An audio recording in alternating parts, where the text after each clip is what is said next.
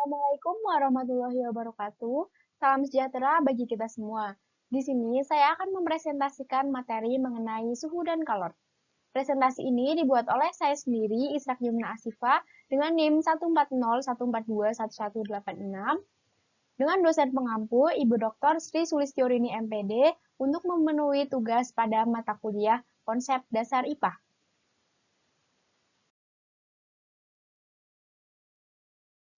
Pembahasan yang pertama yaitu ada suhu. Apa sih yang dimaksud dengan suhu? Suhu merupakan ukuran atau derajat panas atau dinginnya suatu benda atau sistem. Suhu didefinisikan sebagai suatu besaran fisika yang dimiliki bersama antara dua benda atau lebih yang berada dalam kesetimbangan termal. Selanjutnya, alat yang digunakan untuk mengukur suatu suhu adalah termometer. Nah, alat-alat yang digunakan untuk mengukur suhu yaitu ada termometer. Termometer memiliki jenis-jenis sebagai berikut. Yang pertama ada termometer zat cair. Memanfaatkan zat cair sebagai bahan pengisi termometernya. Termometer zat cair terdiri dari dua yaitu termometer air raksa dan termometer alkohol. Selanjutnya ada termometer bimetal. Termometer bimetal memanfaatkan logam sebagai bahannya. Termometer ini berfungsi untuk menunjukkan adanya perubahan suhu. Logam akan memuai jika diberi suhu panas dan akan menyusut jika diberi suhu dingin. Selanjutnya ada termometer kristal cair. Termometer ini menggunakan zat kristal cair yang bersifat cair dan padat yang akan mengalami perubahan warna ketika menerima perubahan suhu. Kemudian ada termometer klinis.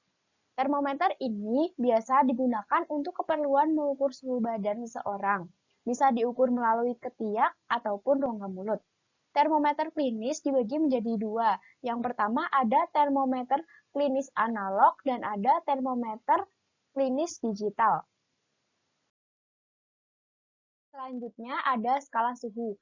Skala suhu memiliki 4 jenis. Yang pertama yaitu ada Celcius. Celcius merupakan pengukuran suhu yang paling sering kita gunakan. Satuan suhu ini ditemukan pada tahun 1742 oleh seorang ilmuwan asal Swedia yang bernama Andreas Celsius. Celsius memiliki titik didih 100 derajat Celcius, memiliki titik beku 0 derajat Celcius, dan perbandingan skalanya 100. Selanjutnya yang kedua ada Reaumur. Reaumur ditemukan pada tahun 1731 oleh seorang ilmuwan asal Perancis bernama René Antoine Verhault de Reaumur yang memiliki titik didih 80 derajat Reaumur, titik beku 0 derajat Reaumur, dan perbandingan skalanya 80. Selanjutnya ada Fahrenheit. Fahrenheit ditemukan pada tahun 1706 oleh Daniel Gabriel Fahrenheit, seorang ilmuwan dari Jerman. Titik didihnya yaitu 212 derajat Fahrenheit, titik bekunya 32 derajat Fahrenheit, dan perbandingan skalanya 180. Selanjutnya ada Kelvin.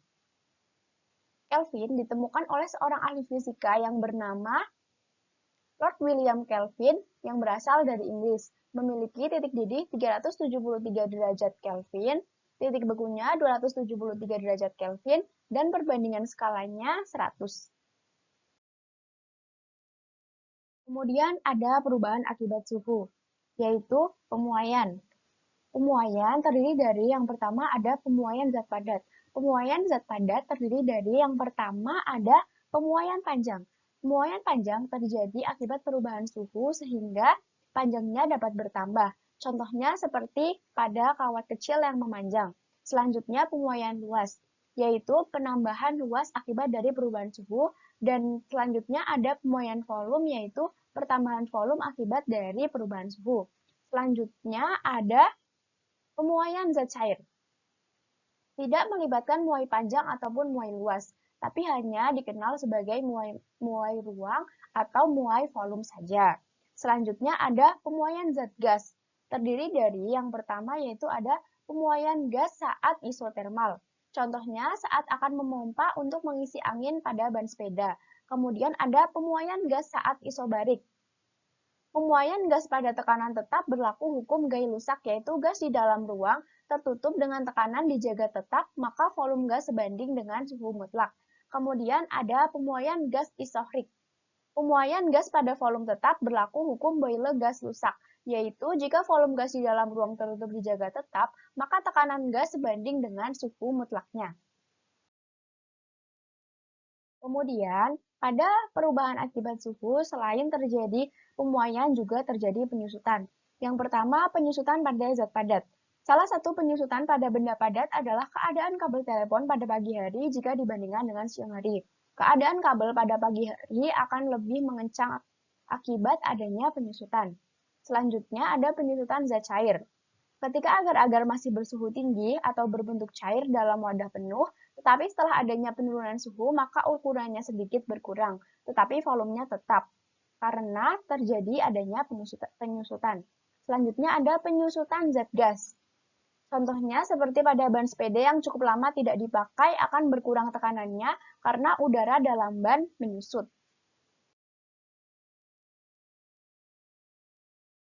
Kemudian pembahasan yang kedua yaitu ada kalor. Kalor adalah salah satu bentuk energi yang bisa berpindah dari benda dengan suhu yang lebih tinggi ke benda yang bersuhu lebih rendah jika keduanya dipertemukan atau bersentuhan. Satuan kalor. Menurut standar internasional atau MKS, satuan kalor adalah joule atau biasa disingkat dengan huruf J. Selanjutnya ada rumus kalor. Kalor dirumuskan dengan Q sama dengan M kali C kali delta T dengan keterangan Q sama dengan banyaknya kalor yang diterima atau dilepas oleh suatu zat benda tertentu dengan satuan joule. Kemudian M massa benda yang menerima atau melepas kalor dengan satuan kilogram. Kemudian C kalor jenis zat dengan satuan J per kilogram derajat Celcius. Kemudian delta T merupakan perubahan suhu dengan satuan derajat Celcius.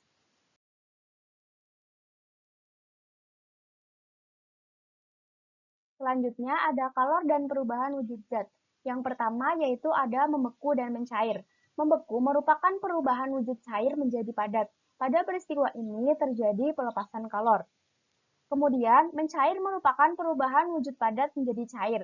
Peristiwa ini memerlukan atau menyerap kalor. Kemudian yang kedua, menguap dan mengembun. Menguap adalah perubahan wujud zat cair menjadi gas. Peristiwa ini memerlukan kalor. Sedangkan mengembun merupakan perubahan wujud dari gas ke cair yang melibatkan pelepasan kalor. Kemudian yang ketiga ada mengkristal dan menyublim. Menyublim merupakan perubahan wujud zat dari zat padat menjadi gas. Menyublim memerlukan kalor. Sedangkan mengkristal merupakan perubahan wujud dari gas menjadi padat. Mengkristal melepaskan kalor. Kemudian, kalor juga dapat mengalami perpindahan, dibagi menjadi tiga. Yang pertama yaitu konduksi. Perpindahan kalor secara konduksi terjadi dengan melewati zat perantara seperti logam tanpa disertai perpindahan partikel-partikel secara permanen di dalam zat itu sendiri. Contohnya, ketika memanaskan ujung logam, maka ujung logam lainnya juga ikut panas. Kemudian yang kedua, ada konveksi. Konveksi adalah salah satu perpindahan kalor yang melewati suatu zat disertai dengan perpindahan bagian-bagian zat-zat itu sendiri. Contohnya, perpindahan secara konveksi antara lain seperti gerakan naik turun air saat dipanaskan. Kemudian yang terakhir atau yang ketiga ada radiasi. Radiasi adalah perpindahan kalor yang tidak menggunakan zat perantara sama sekali. Misalnya yang terjadi pada saat membuat api unggun. Maka kita akan merasakan kehangatan dari sumber api tersebut pada jarak tertentu. Kemudian pada kalor dikenal adanya asas Black. Apa sih yang dimaksud dengan asas Black? Asas Black dikemukakan oleh Joseph Black, di mana asas ini merupakan suatu prinsip dalam termodinamika yang berbunyi. Pada percampuran dua zat, banyaknya kalor yang dilepas oleh zat yang suhunya lebih tinggi sama dengan banyaknya kalor yang diterima oleh zat yang suhunya lebih rendah. Pada asas Black ini berlaku yang pertama, jika dua buah benda dengan suhu yang berbeda dicampurkan, maka benda yang lebih panas akan memberi kalor pada benda yang lebih dingin, hingga suhu keduanya sama. Kemudian yang kedua, jumlah kalor yang diserap oleh benda dingin sama dengan jumlah kalor yang dilepas oleh benda panas. Kemudian yang terakhir, atau yang ketiga, benda yang didinginkan akan melepas kalor yang sama besar dengan kalor yang diserap bila benda tersebut dipanaskan. Kemudian, secara matematis, asas Black dapat dituliskan sebagai berikut, yaitu Q lepas sama dengan Q terima. Dengan keterangan, Q lepas sama dengan jumlah kalor yang dilepaskan oleh zat dengan satuan joule Kemudian Q terima sama dengan jumlah kalor yang diterima oleh zat dengan satuan Joule. Kemudian dapat dirumuskan juga M1 kali C1 kali T1 dikurangi TA sama dengan M2 dikali C2 dikali TA kurangi T2 dengan keterangan M1 adalah massa benda 1 dengan tingkat temperatur lebih tinggi.